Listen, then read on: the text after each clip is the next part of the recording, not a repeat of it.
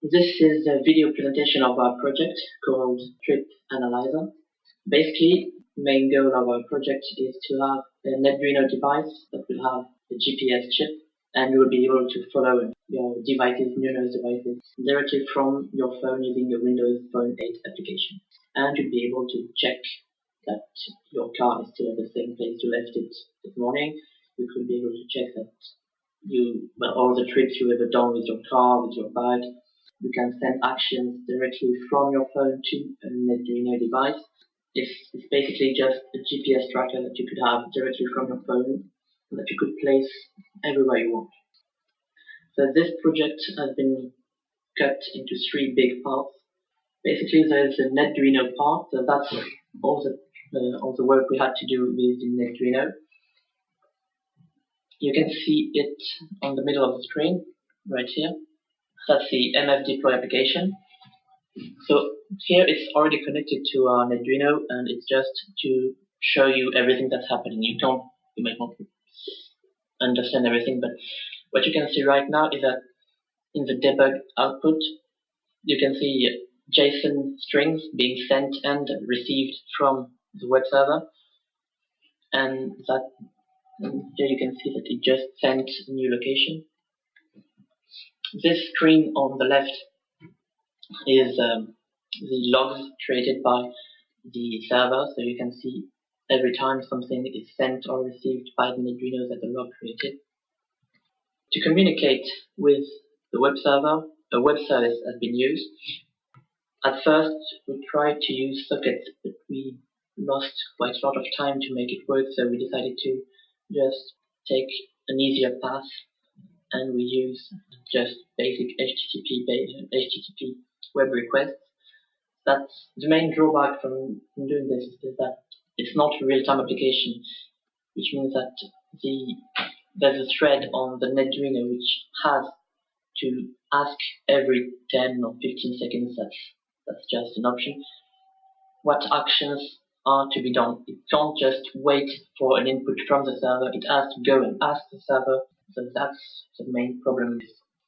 So right now it's just a prototype, so of course it's not completely working.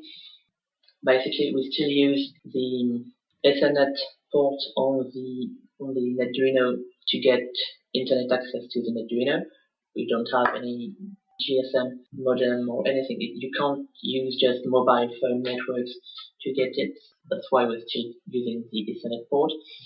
It's still powered just by the USB port. The shield that's been installed is the GPS shield. So far it's not working yet because there's a bit of rewiring to do to make it work. It's a Adafruit GPS shield, and it was made for the Arduino, not the Netduino. But the shield has still been soldered and it's set on the Netduino. So the next part is the server, the web server that we created. Okay, so let's talk about the web service. Here you can see the web service.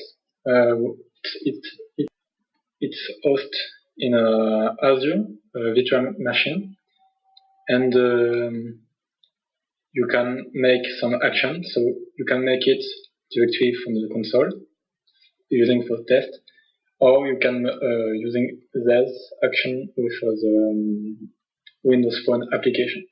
So there is not too much functionality. There is action management, location management, device management, and user management. Basically, a user has to be connected for make action, and you can connect from the application. Once you are connected, you can manage your device, manage the locations devices, but only for your devices, obviously, and you can make some action. So now we will talk about the application. So this is the Windows Phone 8 application. So the first screen you see is a login screen, basic. So we created a dummy account just for this. There's only one tracker. So this tracker is on the Netduino that's currently connected to our computer. And you can see that he's right now in Iran. We launched a random location action, and as you can see, it just got executed.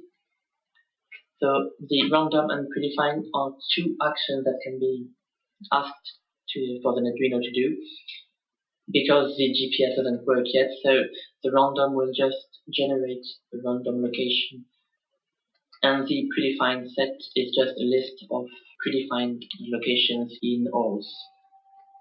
So you can see the map. So on the map you can see that right now we are in the Middle East. Oh, we just went into Asia.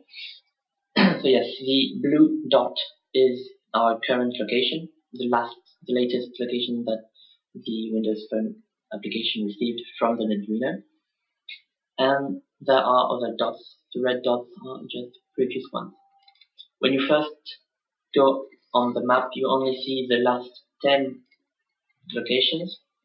But if you stay on the map, you will see all new locations appear, and the old locations will keep being there. So you can see for now it's a bit random. It's mainly China, Africa. So you can go back. And if we ask for predefined now, so right now you can see that the predefined is pending. So that means that the Netduino still hasn't asked the server whether there was a new action to make or not, and hasn't yet done the action. And right now it's been done. So if we click on update, we can see the information of this tracker. So as you can see, the first row is the label. The second row is the MAC address, so the physical address of the Netduino. And then beneath this you can see different refresh times. So the first time in time between sending the location is how long in seconds will the Netduino wait before sending another location to the web server. The time between asking the action to do is the time that the Netduino will have to wait before asking the web server if there are any actions to do right now. And if we change any of these, the Netduino will need to wait the next time it will ask the server whether there are any actions to do before it can take these changes into action, because once again it's not a real-time application. So as you can't just send data from the web server to the Netduino, you have to have this time to wait. You have to have this wait before you can update the Netduino. So right now these are good. These are basic times, 10 seconds between each location and 15 seconds between updates of the Netduino. And if we send update, it will just ask an update of the Netduino.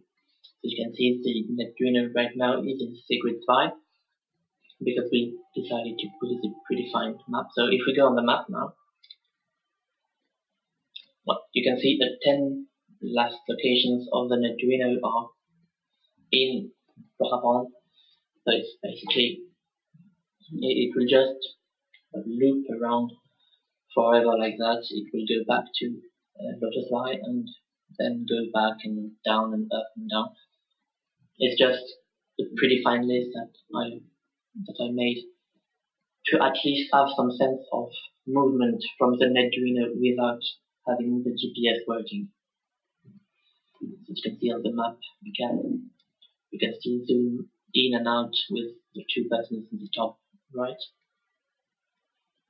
And that's pretty much it. So as we said, this Windows Phone application was done very quickly because we needed to actually make this application in 3 days because someone left the group without having done its part. So it's really early. It's a really early release of the application. It's not very far in terms of functionalities or design. But at least it works. It allows us to actually see all the trackers from your phone.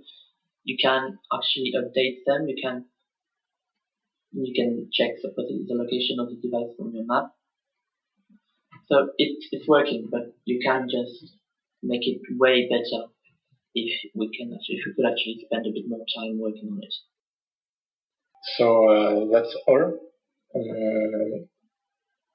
You could see all the functionalities the application can make, and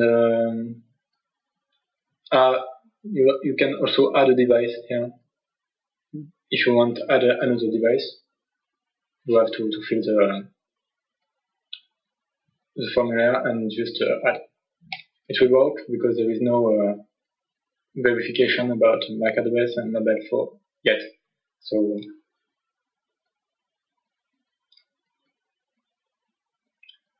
you can see the new device here. And okay, so we'll put the source code on GitHub and the design, conception, and our work, and you will be able to see it. Goodbye.